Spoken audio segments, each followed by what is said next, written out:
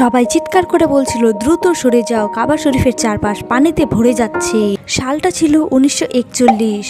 মক্কার আকাশ তখন ঘন কালো মেঘে ঢাকা।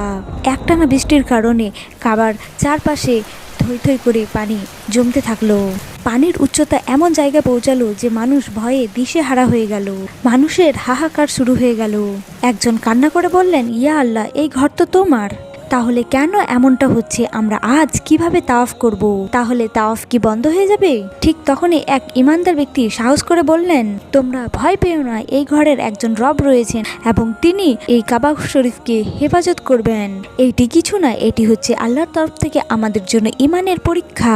সেই যুবক আরো বললেন, আমি আল্লাহর শপথ করে বলছি, আমি পানিতে সাঁতার কেটে আজ তাওয়াফ পূরণ করব। সুবহানাল্লাহ। দেখুন বন্ধুরা, ওই যুবকের মধ্যে ইমানের কতটা জোর ছিল। যদি ভিডিওটি ভালো লাগে শেয়ার করে অন্যকে দেখার সুযোগ করে দিন।